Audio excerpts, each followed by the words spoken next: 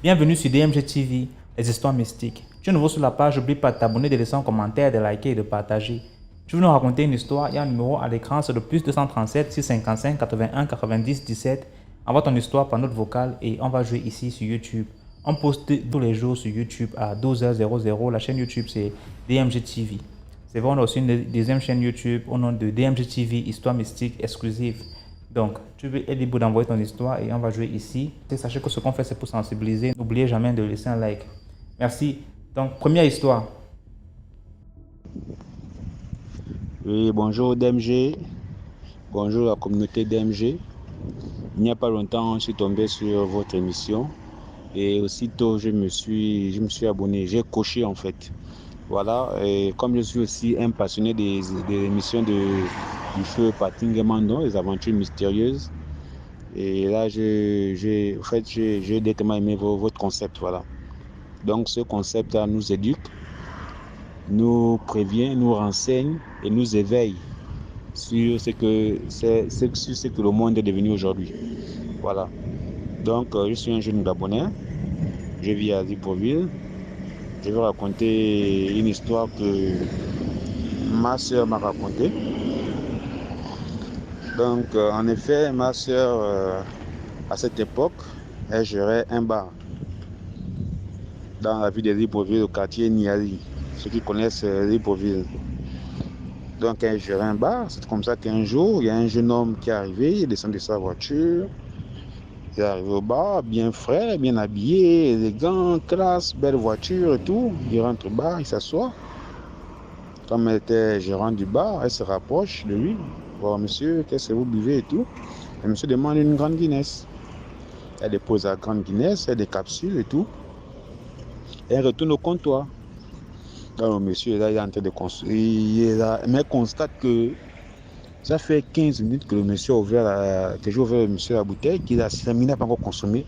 Et il ne fait que pleurer. Les larmes ne font que couler. Elle se rapproche du monsieur, elle dit, mais c'est comment mon frère, vous êtes arrivé, vous avez ouvert votre bouteille, vous ne consommez pas, vous ne faites que pleurer. Qu'est-ce qui se passe? Elle dit, non, ma soeur, tu ne peux pas comprendre, je suis dans les problèmes. Oui, tu es dans les problèmes, explique quel est le problème qui peut faire pleurer un grand garçon comme toi, comme ça et tout. Il dit, non, laisse, tu ne peux pas comprendre, je suis dans les problèmes. Elle dit, mais le problème, explique quand même, peut-être que je peux trouver la solution, explique. Non, tu veux vraiment savoir ce qui fait en sorte que je pleure? Elle dit oui, explique que je veux savoir. Il dit ok, c'est toi. Donc c'est comme ça que ma soeur, elle s'assoit. Lorsqu'elle s'assoit, le monsieur lui sort sa carte professionnelle. Elle dit voilà, je suis un jeune militaire. Je suis militaire. Et j'ai une femme à la maison avec un enfant. Tout allait bien avec ma femme. Malgré que le salaire, c'est pas vraiment ça, mais avec le peu que j'avais, on se suffisait quand même. Je faisais de moi-même pour nourrir, m'occuper de ma famille.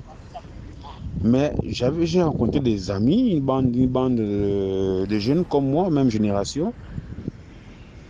J'ai commencé à les fréquenter, mais j'ai constaté que eux étaient toujours dans le luxe, dans l'opulence. Ils avaient des grandes voitures, toujours bien habillés, des grands téléphones, parfumés, bien coiffés, en tout cas présentables.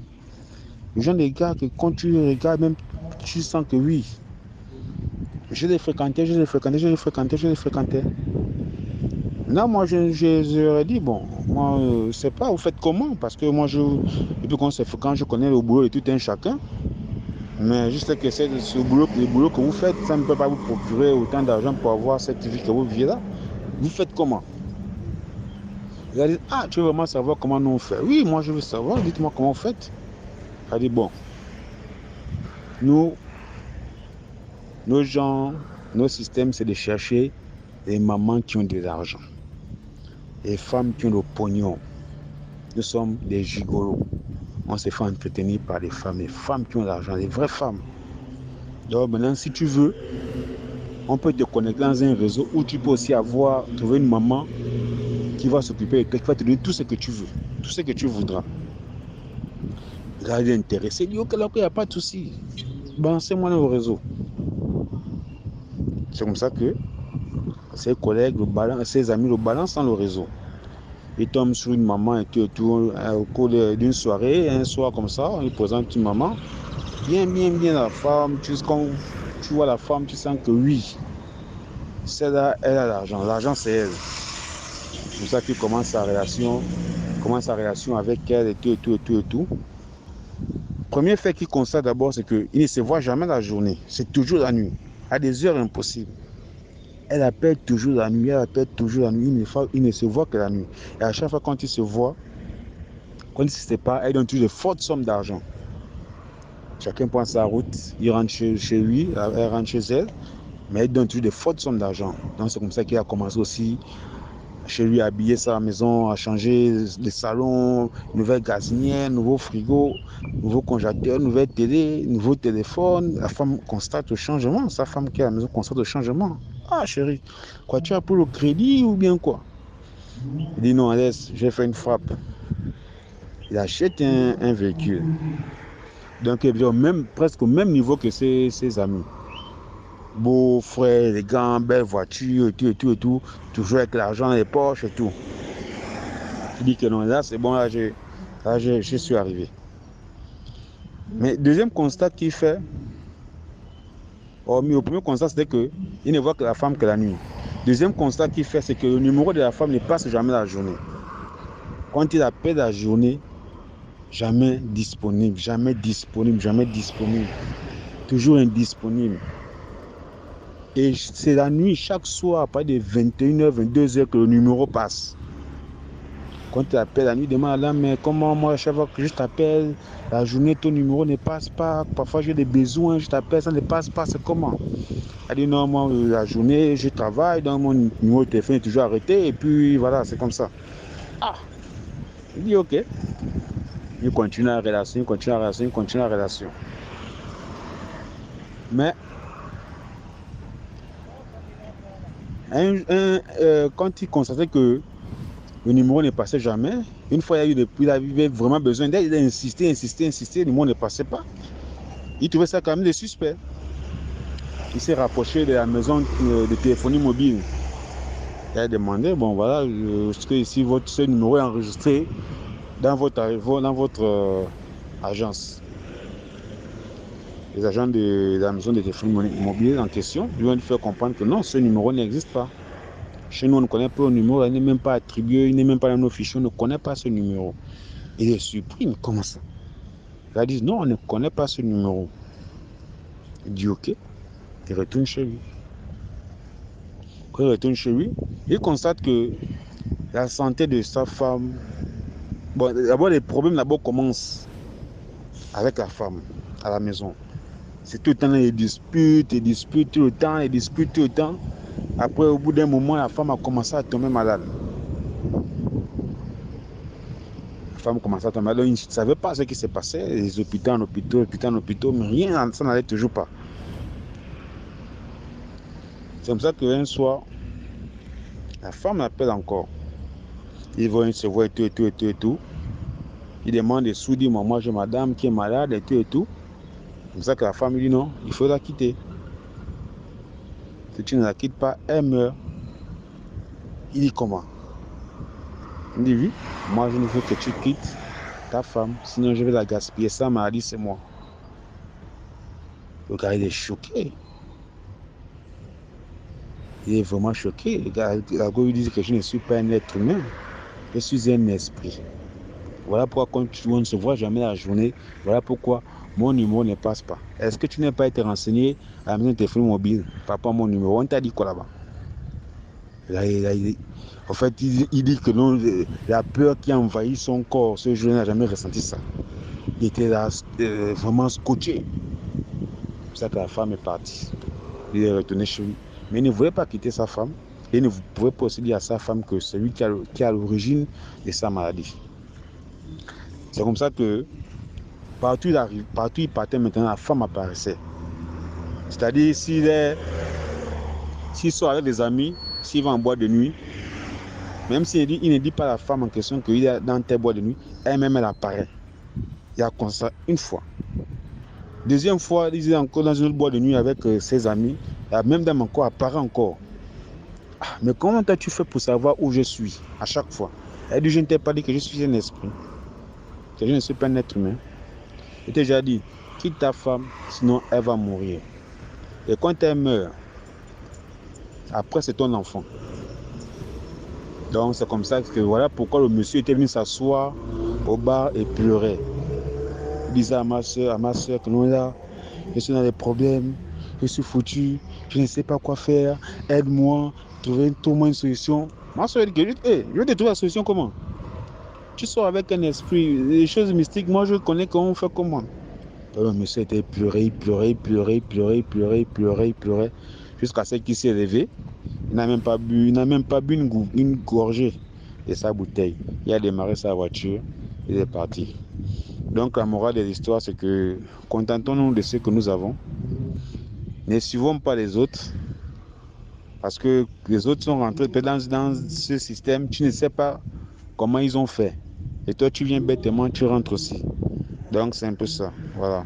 Donc merci DMG, et puis vraiment bonne continuation pour ton émission. Merci. Merci beaucoup pour l'histoire. Là, on va passer à la deuxième histoire. Bonsoir DMG. Bon, il fallait que je demande la permission avant de raconter cette courte histoire. Voilà, c'est l'histoire d'un ami à mon frère. Voilà, ils sont de la même église. Donc le monsieur disait comme ça que pendant les congés, il s'est rendu au village. Maintenant, quelques jours après, son oncle lui dit de l'accompagner à quelque part. Donc lui aussi n'a pas eu le temps de demander à son oncle qu'on s'en va où. Donc il a suivi son oncle. Arrivé, son oncle lui dit « Ah, mon neveu, attends-moi au dehors. » Et il s'est installé, il attendait son oncle est rentré. Déjà, c'était chez un féticheur que il a accompagné son oncle. Donc, quand son oncle est rentré, ils ont fini tout.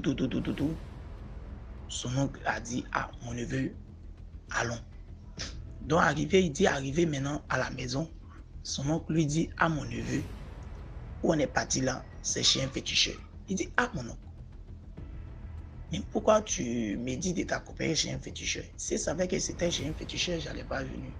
Parce que moi, je m'en vais à l'église. La Bible interdit de partir là-bas. » Donc maintenant, son oncle lui dit non. Mais quand tu m'as accompagné là-bas, là, le féticheur dit que la personne qui est derrière toi, l'esprit qui est derrière toi là, est tellement fort qu'il ne pourra pas faire le travail pour lequel je suis parti. Donc, il n'a pas fait le travail et il m'a dit de repartir avec toi et de venir seul. Là, il pourra faire le travail. Que l'esprit qui est avec toi là fait qu'il n'arrive pas à faire mon travail. C'est dit, ah. Donc le petit, quand son oncle a dit, il dit, ah, ok, c'est que c'est l'esprit de Dieu qui est avec lui, donc c'est pour cela. Quelques jours après encore, son oncle lui dit, ah, mon neveu, tu vas m'accompagner au fond, on est parti là, chez le féticheur là. Et puis il dit, ok, mon oncle a compris, et il a accompagné son oncle.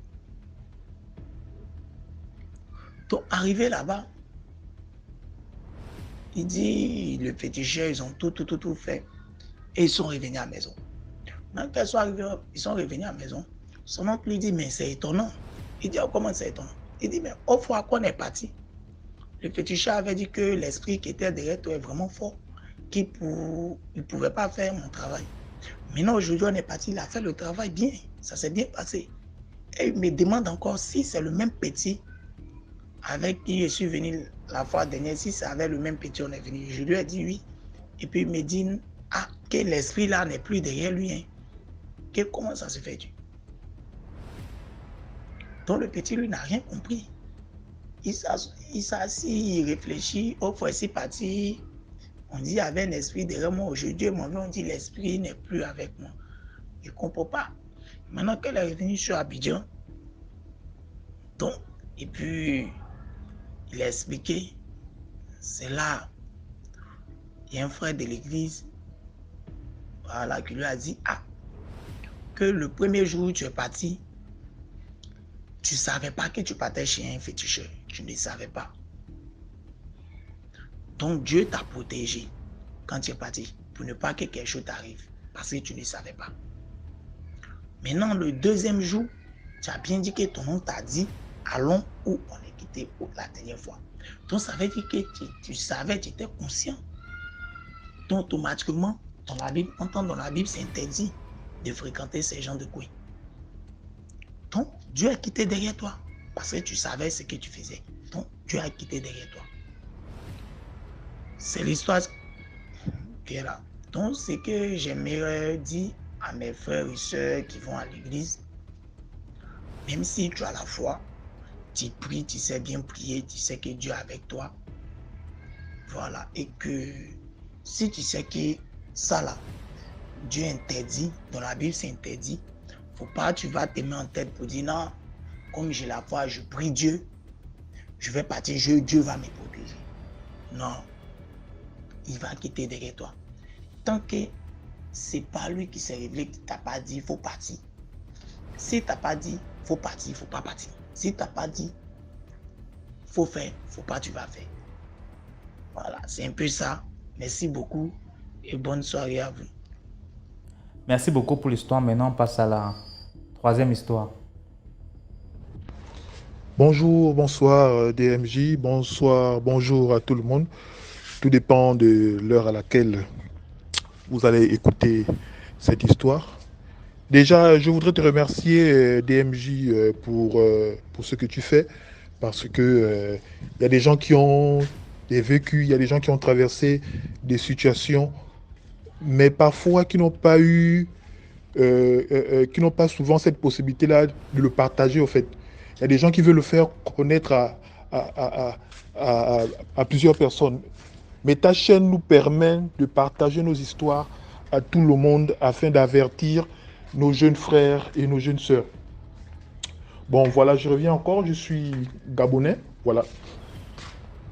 Et je suis de la Nyanga, en fait. C'est une province du Gabon. Alors, j'ai vécu une expérience lorsque je suis allé passer les vacances au village, voilà. Déjà, dans mon village, on a une forêt. Je crois que c'est une forêt sacrée. Et dans cette forêt, il n'y a que les gens qui sont de la même tribu que moi qui ont le droit d'entrer dans cette forêt. Donc, si quelqu'un n'est pas de cette tribu et s'introduit dans cette forêt, la personne va se perdre. Et il faudra appeler quelqu'un qui est de la tribu pour faire une cérémonie pour aller chercher. Voilà. Donc je disais, il faudra quelqu'un de la même tribu que moi pour aller chercher cette personne-là qui s'est perdue dans la forêt. Alors j'arrive au village pour la première fois, je garde le nom par discrétion. J'arrive au village pour la première fois. Et moi, mon ethnie, je ne comprends pas bien. En fait, je comprends juste un peu, mais je ne parle pas. Et puis avec les jeunes du village, on décide quelques semaines après d'aller faire la pêche. Voilà. On décide d'aller faire la pêche. Et pendant qu'on entre dans cette forêt, je ne savais pas que c'était une forêt sacrée. Alors, on entre dans cette forêt et on marche. Nous ne faisions que marcher. Marcher. Je crois qu'on était quitté de la maison, il était 10 heures et on était arrivé au point de pêche, je crois qu'il faisait plus de midi 30, parce qu'on a passé tout le temps qu'à marcher. Marcher dans des pistes, marcher sur des ponts. Et après, dans la forêt, en pleine forêt, on constate qu'il y a un campement. En fait, une maison, tu vois, en forme des terres battues. Et on trouve un vieil homme assis dehors, en train de réchauffer la nourriture. On arrive. Lorsqu'on arrive, il nous salue, il dit, ah, les enfants, bonjour, bonjour. Vous cherchez qui? Oh non, nous sommes venus ici pour faire la pêche, on cherche les rivières ou attraper du bon poisson et tout. Et puis, curieusement, le monsieur me reconnaît. Le vieil homme. Il me reconnaît. Mais tu n'es pas le fils de... Tu n'es pas le fils de tel? Je dis si. Et les deux autres qui sont derrière toi là, c'est qui? Je dis non, moi je suis le premier. Et les deux autres, ce sont eux qui me suivent. Nous sommes même père. Il dit, ah ok, d'accord. Est-ce que vous savez que votre père, c'est mon neveu? Il s'appelle comme ça, non? Oui. Oh, mais donc vous êtes mes petits-fils. Je suis votre grand-oncle. En tout cas, il nous a expliqué des choses. On ne comprenait rien en fait. Ce qu'on savait seulement, c'est que c'était un membre de la famille. Il nous demande, asseyez-vous. Vous avez déjà bu le café? Chez nous en Afrique, on ne dit pas le petit déjeuner. On te demande, est-ce que tu as déjà pris le café? On a répondu non. Ok, asseyez-vous. En pleine forêt, le vieil homme fait sortir une boîte de lait. En tout cas, il fait sortir tous les équipements pour nous permettre de faire le petit déjeuner. On a commencé à boire, à manger, il nous racontait des histoires. Non, faites attention, lorsque vous venez ici au village, n'acceptez pas qu'on vous remette de l'argent pour aller puiser de l'eau. C'est un piège. On met les fusils nocturnes derrière les maisons. On a terminé. On n'a même plus... Au fait, nous ne sommes même plus allés pêcher. Tellement que les histoires qu'il nous racontait, ils nous mettaient à l'aise. On décide de rentrer. Quand on rentre, le temps de marcher et des trucs comme ça, on arrive maintenant au village. Les parents commencent à nous compter. Mais vous, c'est comment? On vous cherche. Vous dites que vous allez pêcher. Vous ne durez pas. Vous arrivez à l'heure là. Et voilà, mon père, il me gronde. Moi, je t'ai amené ici. C'est pour passer les vacances. Tu vas maintenant dans les histoires des forêts, des trucs de autres. Hein? Tu m'arrêtes ça. Et d'ailleurs, vous avez duré comme ça, pourquoi? On raconte maintenant l'histoire. Au fait, on a rencontré un vieux homme là-bas qui s'appelle Tel. Mon grand-père se met à rire. Et ces deux femmes aussi faisaient pareil. Ah. Mais vous riez quoi? On a rencontré un Tel. Mon papa rit. Il dit, mais attends. Le Tel là, il est comment? On a décrit le vieil homme, comment il était. Il nous a même donné à manger et tout, machin. C'est le grand-père maintenant qui nous dit, il dit oui, c'est mon frère. Mais il est décédé, ça fait déjà 27 ans. Il nous a craché ça. Vous avez dit, le vieux homme en question est décédé depuis 27 ans. 27 ans, il est décédé. J'étais... Je ne sais pas comment vous le dire. Hein. Je suis resté tout froid. Non, j'étais tout froid. Tout froid. Au fait, je ne m'imaginais pas. Hein. J'entendais ce genre d'histoire, les gens racontaient que non, je suis allé en boîte, quand je suis sorti, j'ai vu un oncle décédé qui m'a dit non, ne sors plus à cette heure-ci, parce que moi je suis là pour... J'ai entendu des histoires où les gens avaient vu des fantômes apparaître et disparaître. Moi, le fantôme que moi j'ai vu, j'ai échangé avec lui, je l'ai serré la main, il m'a fait à manger, j'ai mangé. J'étais, on va dire quoi? Au fait, je ne peux pas vous dire. Au fait, je ne sais quoi vous dire. Je ne savais quoi dire, pardon, en ce moment-là. J'étais juste J'avais juste... bref, j'étais étonné, quoi. J'étais étonné. Voilà. C'était mon expérience. J'ai rencontré quelqu'un, un parent, un oncle à moi, un grand-père, décédé depuis 27 ans. On lui a croisé dans une forêt sacrée. Il nous a fait à manger, il nous a raconté des histoires et tout. Lorsque nous sommes arrivés au village et lorsqu'on a relaté avec qui on était, c'est en ce moment-là qu'on a découvert que la personne avec qui nous étions en train d'échanger, la personne qui nous avait fait à manger et qui nous avait même donné même le sucre, que non, il a beaucoup de paquets de sucre, allez-y, amenez ça au village et tout. Donc cette personne est décédée depuis 27 ans.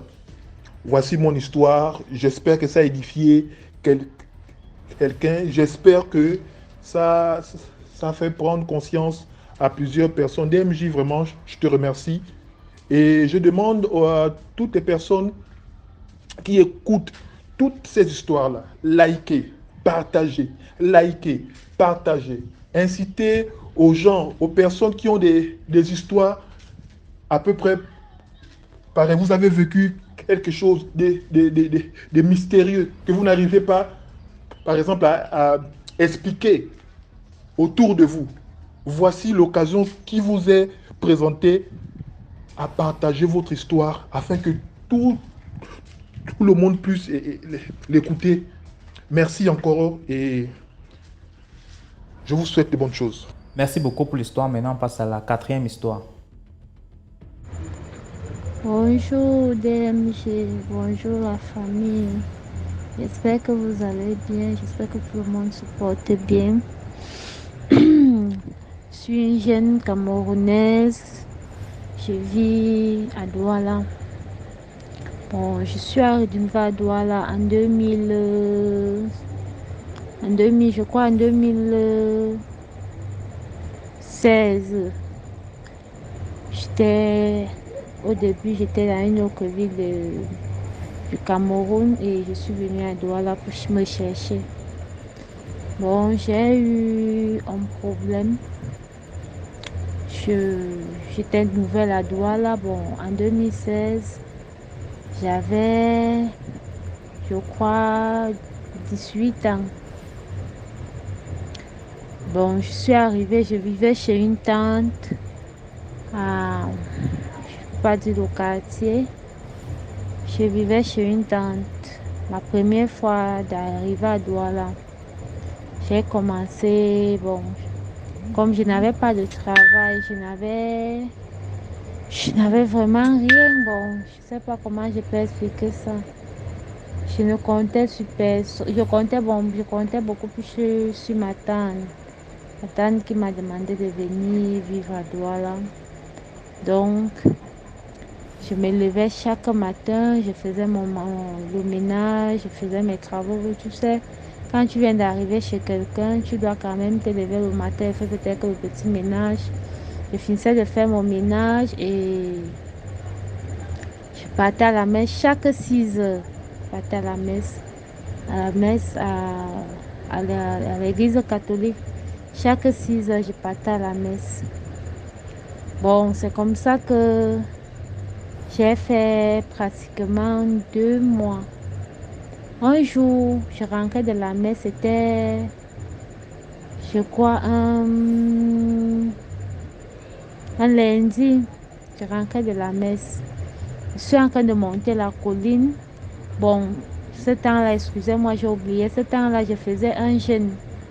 Je jeûnais, je priais, je jeûnais parce que quand je suis quittée de Yaoundé, j'ai laissé ma fille. Ma fille n'avait que... Bon, son père me l'a arrachée. Elle n'avait que 1 an. Donc, imaginez un peu, avec toute la douleur là, à 18 ans, tu ne connais rien. J'étais comme ça. Bon, je ne dormais pas. Je pleurais ma fille chaque jour. Je priais le Seigneur pour qu'il me donne le travail et pour pouvoir envoyer quelque chose à ma fille, pour pouvoir même, comme c'était les gens du centre toujours, bon, il fallait que j'arrive là-bas et que j'aille voir l'enfant. et peut-être payer quelques petits trucs. Je n'avais pas l'argent, ma mère n'a rien. Donc je priais, je pleurais chaque jour, je partais à l'église, je demandais au Seigneur de m'aider. C'est comme ça que je rentrais. Je suis en train de monter la colline. Voilà un monsieur qui vient derrière moi, il est en train de faire le sport. Il vient derrière moi, il me dit bonjour ma chérie, je dis bonjour monsieur. Il me dit ok, je vous vois là à l'église chaque jour. À votre jeune âge, vous demandez quoi à Dieu. Bon, il fait du genre, il est en train de... Je ne sais pas comment appeler ça. Il dit, ah, le problème de la vie, moi, je me dis, ok, si on peut s'asseoir quelque part et prendre un pot, et on essaie un peu d'en parler, de discuter. Un monsieur plus âgé que moi, il était dans la quarantaine. Je dis, ok, il n'y a pas de souci, on s'assoit. Je prends la malta parce que moi je ne consomme pas l'alcool. Je prends la malta et on commence à sympathiser. Il me dit, bon, tu fais quoi à Douala? Je dis, bon, je suis à Douala parce que j'ai arrêté mes études et ma mère n'avait plus les moyens pour m'envoyer à l'école. Donc je suis arrivée à Douala pour me chercher et j'habite chez ma tante. Il me dit, ah, ok. Moi, je suis là, je travaille à une société à Bonambéry. Donc, moi, je peux vraiment t'aider. Je dis, comment ça? Il me dit, oui, moi, je veux vraiment t'aider. Et si je peux t'aider, je veux que toi-même, tu sois d'abord d'accord. Je dis, ah, est-ce que moi, je peux refuser de l'aide? Si vous voulez vraiment m'aider, il n'y a pas de problème. Il me dit, ok. Mais j'aimerais que, bon, ça ne pourrait pas être aujourd'hui parce que aujourd'hui, c'est pas possible. Je suis très prise, mais je t'invite à notre réunion jeudi. Ça se passe le jeudi. Et tu viens jeudi vers 13h. Ça se passe vers 13h à Bonabéry. Je ne peux pas dire l'endroit à Bonabéry. Derrière telle chose, et que tu arrives, tu me fais signe. Mais il me dit, il ne faut pas avoir peur parce que tu vas voir, il y a les jeunes de ton âge qui ont les voitures, qui ont ceci, qui ont cela. Vraiment, il ne faut pas avoir peur. Et il y a les jeunes filles, il y a les mamans, il y a les papas. Donc, on va seulement t'aider en te donnant un peu d'argent pour peut-être ouvrir un commerce ou faire quelque chose. C'est par là que beaucoup ont commencé avant de devenir ce que tu vas pouvoir voir là-bas. Je dis, ah, ok. Il me dit, ok. En passant, ne parle pas de ça à ta tante parce que comme tu habites avec ta tante, tu sais qu'il y a les gens qui n'aiment pas le bonheur des autres et tout ça dans la famille. Il y a toujours la jalousie, il y a toujours ceci. Donc, c'est quand tu as réussi que tu pourrais en parler à ta tante, mais pour le moment, ne dis rien à ta tante. Je dis, ok, il n'y a pas de souci. Comme ça que je rentre à la maison. C'était un lundi. Je rentre à la maison, ma tante était couturière. Elle était couturière. On commence, donc je rentre à la maison, je fais mon ménage, je finis de faire ce que j'avais à faire. Je reste tranquille, je regarde la télé. Dans mon cœur, je fais que prier que le Seigneur fasse que j'ai dit arriver vite parce qu'il faut vraiment que j'aille voir le monsieur. De temps en temps, il m'appelle, il me demande comment tu vas, ceci, cela. Je dis, ah, ça va, et celui-là, il me dit que je sais que tu n'as pas encore en parlé à ta tante. Je dis, non, je ne peux même pas l'en parler. Il me dit, ok, garde ton secret, on va t'aider et ça va aller. Je dis, ok. Et comme ça que lundi, mardi passe, mercredi soir, voilà un cousin que je n'avais jamais vu. Il est dans les églises, il arrive à la maison. Il me salue, ma tante me présente, voilà ta cousine, ceci, cela, on a commencé à sympathiser. Maintenant, il devait rentrer, lui n'habitait pas loin de chez nous. Il me dit, ok, alors tu m'accompagnes, tu prends même quelque chose, tu bois. Je dis, ok, je vais même prendre le jus. C'est comme ça qu'on arrive en route. Je ne sais pas ce qui m'a pris, je ne sais vraiment pas. C'est comme ça qu'il me demande, depuis que tu es là, tu n'as pas encore trouvé quelque chose, rien n'était encore intéressé. Je dis, ah, quelque chose, comment, je ne comprends pas. Il me dit, bon, un petit travail, mais si je trouve quand même un petit truc, même si c'est ménager, ce que tu pourrais faire. Je dis, ah, je peux bien, mais il y a un monsieur qui m'a proposé comme ça, qu'ils ont une réunion Ils aident les gens, les jeunes Camerounais, les jeunes Camerounaises qui veulent faire quelque chose, qui veulent se lancer peut-être à faire une activité. On les aide et après, avec le temps, tu pourrais rembourser tout ça. Il me dit que quoi? Ça se passe où je finis l'indiquer. Il me dit, c'est pas possible. Ce monsieur-là, tu le connais? Il dit que je ne le connais même pas. Il m'a seulement vu, je rentrais de la messe. Il m'a interpellé et tout. On a causé, on a sympathisé. Il me dit, merde. Il me dit, donne-moi le numéro du monsieur. Il donne le numéro. Il me dit, ok, tu vas partir. On va faire un tour, tu vas partir. C'est comme ça que jeudi arrive. Il m'appelle au matin, il me demande, tu as fait comment? Il dit, ah, je suis après. Il me dit, ok. J'ai dit vers 13h. À 12h, 11h, il m'appelle. Il me dit, ok, faut y aller t'apprêter. Il dit, ok, il n'y a pas de souci. À 11h, j'arrive.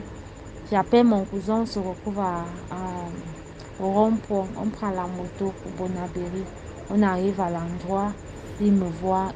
Je l'appelle, il dit que je suis là. Mon cousin se cache. Il arrive, il me dit, ok, je vois les voitures sont garées. Les voitures, les grosses voitures noires. Toutes les voitures étaient seulement noires. Les grosses voitures garées. Il me montre sa voiture. Il me dit, voilà ma voiture. J'ai commencé comme toi et je suis devenue ce que je suis aujourd'hui. Donc, je veux vraiment t'aider. C'est là. Comme ça qu'il arrête ma main. Nous sommes en train de partir. Voilà mon cousin qui sort. Mon cousin l'a giflé. Mon cousin a commencé à parler. Mon cousin a alerté les gens. Les gens sont venus, la fuite, il est parti. Donc, c'est pour dire à mes jeunes frères et sœurs que quand vous arrivez dans la ville de Douala, vraiment, essayez de voir avec qui vous causez. Essayez de voir les gens qui vous approchent. Parce que moi, si mon cousin n'était pas là, si je n'avais pas parlé de ça à mon cousin, c'est qu'aujourd'hui, je ne vis pas. Peut-être, je ne sais pas si je suis devenue autre chose. Donc, je ne veux pas aller très plus loin dans les profondeurs. C'est pour ça que j'ai coupé tout court. Ok, bonne journée, bonne soirée à vous et merci beaucoup. Merci beaucoup pour l'histoire. Maintenant, on passe à la 5e histoire. Bonjour la DMG. L'histoire que je vais vous raconter, c'est mon propre vécu. C'est une histoire que moi-même j'ai vécue. Donc je peux dire que c'est comme un témoignage, voilà, pour aider quelqu'un à comprendre les choses. Parce que souvent, lorsqu'on parle du monde spirituel, des choses qui s'y passent, il y a des gens et ils ne comprennent pas ça, voilà, ils ne comprennent pas. Au lieu de se servir, voilà, comme un prérequis pour pouvoir changer d'attitude, ils ne comprennent pas, ils discutent. Mais c'est des choses qui existent. Et je suis souvent les histoires sur votre page. Et cela m'a fait comprendre beaucoup de choses, m'a donné le courage aussi de venir partager ce que j'ai vécu. En fait, je suis de la Côte d'Ivoire. Et l'histoire s'est passée précisément à Abidjan. Dans les années 2000. En ce moment-là, je cherchais un correspondant. J'étais sur Internet, voilà, je cherchais un correspondant. En ce temps, j'avais pas... Les réseaux sociaux n'étaient pas... C'est pas comme maintenant. Voilà, en ce temps, c'était des sites de rencontres. Et dans les sites de rencontres, après les sites, vous pouvez parler sur Skype. Voilà. Et puis, là-bas, vous pouvez vous échanger les photos. Maintenant, si vous n'avez pas c'est les mails, voilà. Donc, lui et moi, on avait discuté sur un site de rencontres. Et on s'était échangé les numéros de téléphone. Le monsieur en question s'appelait Samson. Voilà, mon correspondant, on s'appelait, on était des saints amis. On s'appelait jusqu'à ce que, voilà, on se croise un jour. Mais on ne s'est pas croisé pour se donner rendez-vous. Parce que moi, je lui avais dit que j'habitais à la Riviera 2. Et lui m'a dit qu'il habitait à Bobo. Je lui ai dit, ok, d'accord, il n'y a pas de problème. Et il m'a dit, Riviera avec quel côté? Je lui ai indiqué un peu brièvement l'endroit. Voilà, et puis on s'appelait. Mais il y a eu un soir, voilà, j'étais sortie. J'étais allée, bon, je sais, peut-être aller voir des amis, je ne me souviens pas. Mais j'étais sortie et je rentrais. Lorsque je rentrais, j'ai vu quelqu'un, un monsieur qui avait les écouteurs, voilà, avec un téléphone, et puis il est rentré dans l'autre cour. Donc moi, j'étais juste derrière. Lorsqu'il est arrivé dans la cour, excusez-moi, lorsqu'il est arrivé dans la cour, l'électricité s'est coupée en même temps. C'est-à-dire qu'il y a eu coupure d'électricité dans notre zone. Et il a demandé après moi, il essayait de me décrire tout ça. Non, les gens de la cour ont dit non, qu'elle n'est pas là. Et puis j'étais derrière, j'ai dit oui, je suis là, c'est qui? Il me dit non, que c'est Samson. J'ai dit mais qui est Samson? Il m'expliquait, j'ai dit ah ok, que je vois, comment vas-tu? Mais dans le noir, parce qu'il était entre 18 et 19 heures, le coin était un peu sombre, donc je ne voyais pas bien son visage. Mais je sais qu'il avait porté un guin et puis un haut, voilà, un peu blanc, voilà, avec les paires des baskets là. Donc, je lui ai dit, ok, il n'y a pas de problème. Et puis, tout d'un coup, il y a une inquiétude qui m'a envoyée.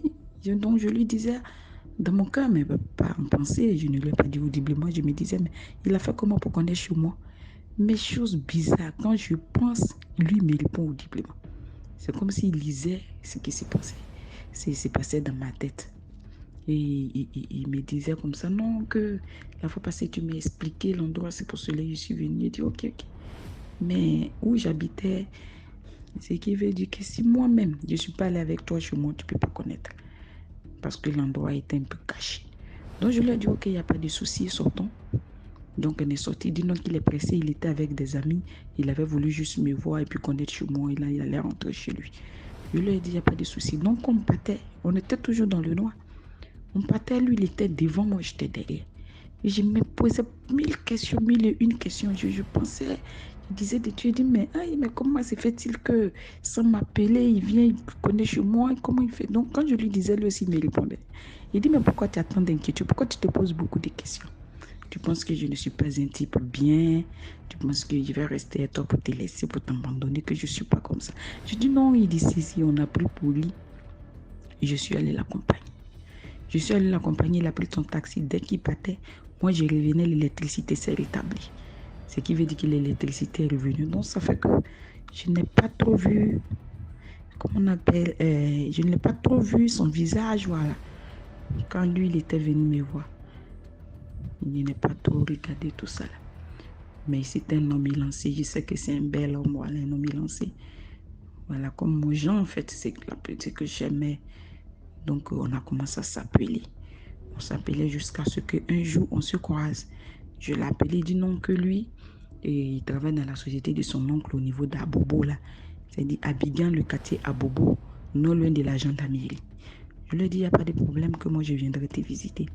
Et c'était aux environs de midi 13h par là. Je suis arrivée dans son bureau, il était vers 14h, je crois bien. Et il était venu me chercher, il a dit à son ami que voilà ma chérie dont je t'avais parlé, elle habite la rivière. Et son ami me faisait, qu'on appelle, des compliments. Il me disait, mais tu es une très belle femme. Tu es une très belle femme. Que lui m'avait parlé de toi, tout ça là. Que tu es une très belle femme. Et on était là, bon, en fait. Et lui, il m'avait dit qu'il était chrétien. Donc, chez moi, je suis chrétienne. Mais non pratiquante en ce moment-là. Lui aussi, s'il est chrétien, ça m'arrange, ce qui veut dire que par lui, ma vie pouvait être stable. Donc, j'étais avec lui, on a commencé à causer, mais étant dans son bureau, j'étais assis, j'ai tiré un peu mon cou pour voir son écran, mais j'ai regardé, il était en train de regarder un film porno à ma présence. Hein. Donc, j'ai trouvé ça un peu bizarre. Il dit, mais le monsieur, il me dit qu'il est chrétien, mais pourquoi il y a ces gens de films qui sont impurs? Bon, je suis passée dessus. Après, bon, lui et moi, on est ensemble. On a causé de tout et des liens. Et puis, voilà, après ça, on s'était vu. Et puis, on a eu des rapports. C'est-à-dire, lui et moi, on s'est connus. Et après ça, une autre fois, c'est-à-dire, après ça, je suis rentrée à la maison. Une autre fois, je suis venue. On s'était donné rendez-vous. Je suis arrivée dans sa société, puisque je connaissais maintenant l'endroit. Je suis venue, on a été ensemble. Tout ça, la veille, le soir, il est descendu de son service, puisque derrière la société se trouve un complexe hôtelier. Donc, il y avait un complexe hôtelier. On a été dans le complexe hôtelier. Voilà, on est ensemble. Tout ça, là, quand il dit on est ensemble, c'est comme si lui, au moins, il est devenu maintenant mon copain. Donc, on peut avoir des rapports. Voilà, on avait fait le sexe, lui, au moins, tout ça. Et puis, je lui ai dit que j'allais partir à la maison. Il se faisait déjà tard. Il était aux environs de 18h par là. Il dit ok, que lui-même va fumer son bureau. On va l'ensemble. Mais ce qui était bizarre, c'est que dans le bureau, à part son ami que j'ai vu qui m'avait fait des compliments, les autres personnes qui étaient dans les autres pièces là, je ne les connaissais pas, mais je pouvais attendre les voix. Voilà, je pouvais attendre les voix, c'est comme si les gens s'y parlaient, mais puis c'est un bureau, voilà. Parce qu'il m'a dit qu'il est, c'est comme s'il est le directeur adjoint, voilà. Après son nom, c'était lui. Tout ça là, donc moi, de toutes les manières, je ne suis pas venu voir ces gens-là, non, ça ne m'intéressait pas. Et puis après, je lui ai dit qu'on devait rentrer. Il dit lui aussi, il va rentrer, donc il a fermé le bureau. Mais toutes ces choses-là, il a fermé le bureau, il était seul. Il a fermé le bureau, on partait. Et quand on partait, on a marché. Et toujours quand on marche, il est devant moi, je suis derrière. On partait, je lui ai dit, mais tu connais chez moi, mais pourquoi ne pas connaître chez toi? Il dit non, qu'il habite un peu plus loin d'ici. Ça va me fatiguer. J'ai dit, mais c'est pas Bobo, on est déjà Bobo. Que moi, je vais aller connaître. Il dit non, que présentement, il est avec son oncle. J'ai dit, ça ne me gêne pas. Que moi, je vais aller connaître juste où tu es, puis me retourner, je vais aller à la maison. Il dit, d'accord. Donc, on partait, il était devant et j'étais derrière. Mais lorsqu'on a dépassé la gendarmerie, ce qui veut dire qu'on marchait, on partait. Mais on marchait, on partait, mais on n'arrivait pas. Voilà, on n'arrivait pas. Quand je vois, je suis toujours au point 0. C'est comme si, juste après la gendarmerie, on était toujours à ce niveau-là. Et on marchait. Toujours, moi, j'étais derrière, lui, il était devant. Et c'est comme si j'ai regardé de sa direction, c'est comme s'il parlait avec plusieurs personnes. On était juste côte à côte. Voilà, juste côte à côte. Et puis, c'est comme s'il parlait et avec d'autres personnes. Il parlait, c'est comme des gens qui murmuraient avec des gens. Il parlait, mais quand je vois son apparence avait changé. Ses yeux étaient bizarres. Sa bouche, il murmurait. Il disait des paroles et tout. Donc, moi, quand je voyais les choses comme ça, la première fois que j'ai regardé, j'ai eu peur. Donc, j'ai crié son nom, j'ai dit Samson. Et puis, il est revenu en lui, il dit oui, qu'est-ce qui se passe? Donc, j'ai commencé à causer avec. Après, il est replongé encore dans l'autre monde. Et quand il faisait ces choses, il disait, je voyais dans ses yeux, c'est comme si le noir là était parti, puis il restait que les yeux blancs. Voilà. Il faisait ces choses et je voyais, les gens nous dépassaient. Jusqu'à Bobo, à ces heures-là, les commerçants, les gens rentrent chez eux, voilà, des gens se dépassaient, on se dépassait. J'étais à ce niveau-là. Et je le regardais, il faisait des paroles. C'est qui sortait, ça voilà. C'est que je viens d'imiter là, c'est après. Puis il disait ça un peu, je crie son nom, il revient en lui. Et la troisième fois, on était toujours au point. Ce qui veut dire que même quand on marchait, quand je vais ma rencontre, on est encore au même niveau. On marchait et puis, je lui ai dit, bon Samson, moi je vais m'arrêter ici. Il dit, mais pourquoi? Je dis, je suis fatiguée de marcher. Que depuis le marche, on n'arrive pas. Que prochainement, on va prendre les précautions, vu que ce soir, parce que quand il s'est fait, il y a les heures de pointe là, voilà, il n'y a pas de véhicules. Les véhicules pour se rendre dans les quartiers, c'est très compliqué. Moi-même, je connais un peu là-bas. C'est très compliqué. Donc, il faut marcher pour aller, puisque c'est pas tellement loin de là. Donc, il faut marcher pour partir. Donc, c'est sur ça, on était. Et puis, je lui ai dit que je me retournais. Il dit, d'accord, il n'y a pas de problème. Il est revenu. C'est comme dans l'autre monde. Il a dit, il n'y a pas de problème, qu'il faut partir, on va se voir. On va s'appeler. Il dit, non, il n'y a pas de souci. Voilà. Et puis là, je l'ai salué main en main. Je n'ai pas fait de bisous ou autre, je l'ai salué main en main. Et puis on s'est séparés. Et je suis partie à la maison. Quand je suis arrivée à la maison, j'ai essayé de l'appeler pour lui dire je suis arrivée. Son téléphone ne passait pas. J'ai insisté 1 jour, 2 jours, 1 semaine, 2 semaines, rien. Ça met du temps, je l'appelais, je m'étais dit, ah mais il y a quel souci. Et puis, peut-être que sa manière de faire, ou bien peut-être qu'il a été frustré quelque part, que moi, je vais me rendre dans son lieu de service pour voir ce qui se passe. Et puisque je l'appelais, ça ne passait pas. Donc, je me suis rendue dans son lieu de service. Arrivé là-bas, c'est là qu'il faisait l'histoire. Arrivé là-bas, je vois la clinique. Parce que les sociétés, il y avait une clinique à côté et il y avait aussi un restaurant. Quand je partais le voir, souvent il sortait de la clinique. Il sortait il sortait de la société pour aller taquiner les filles qui sont dans la clinique. Et il revenait, tout ça là. Voilà. Et puis il y avait aussi l'hôtel, c'est-à-dire le complexe hôtelier où lui, moi souvent, voilà, on se rencontre derrière. Je vois tout ça là, je vois la clinique, je vois le restaurant, je vois le complexe hôtelier. Mais où est implantée les sociétés là? La société a disparu. Ça n'existe même plus. Je regarde dans le lieu, ce sont des flaques d'eau, d'un endroit genre, où il y avait la bourse, où les gens viennent verser les ordures. Mais je regarde, je tourne, mais c'est l'endroit. Je ne suis pas perdue. Et je me dis peut-être qu'ils ont délocalisé les sociétés. Même s'il y a eu délocalisation, qu'ils ont démoli le bureau, tout ça. Il va voir la fondation, voilà, du bâtiment. Mais il n'y a rien du tout, rien. C'était la boue. J'ai essayé d'avancer, mais c'était la boue, c'était bizarre. Je suis revenue à moi-même. Et je suis allée dans la clinique d'à côté. J'ai salué et puis j'ai dit aux filles, j'ai dit non, il y a un monsieur du nom de Samson qui habite, il y avait une société ici, voilà, il travaillait là, que souvent il venait vous taquiner, tout ça là, que vous ne le connaissez pas. La ville a dit Samson, qu'elle n'a jamais connu quelqu'un qui s'appelle Samson. J'ai dit non, il y avait une société ici. Elle dit mais il n'y a jamais existé une société ici. Quand tu vois là, les gens versent les eaux. J'ai dit si, elle dit non. J'ai commencé à ne pas bien me sentir. Elles insistaient tellement. Il a dit si, elle dit non, il n'y a pas eu de société. Que vous allez là, c'est l'eau usée. Là, c'est coin de poto, et puis tu vas voir. C'est ça, et c'est trouve l'hôtel. Et puis effectivement, quand je regarde, c'est ça. La société n'a jamais existé. Voilà, ce qui veut dire que pendant tout ce temps, quand je venais lui rendre visite, on était balancé dans un autre monde. Voilà, et lui et moi, ce jour-là, c'est Dieu qui m'a sauvé. C'est Dieu qui m'a sauvé. Donc, quand les filles m'ont renseigné, bon, je me suis retournée. J'ai dit, bon, je vais aller à la maison. Et je suis revenue à la maison. J'ai essayé de l'appeler jusqu'à ce que je supprime son numéro de téléphone. Il ne m'a pas appelé. Jusqu'à aujourd'hui, je ne sais pas où il est. Ça m'a paru un peu bizarre. Et même très bizarre.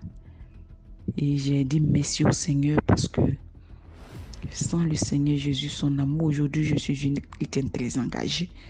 Sans le Seigneur Jésus, vraiment, les choses peut-être allaient se passer autrement.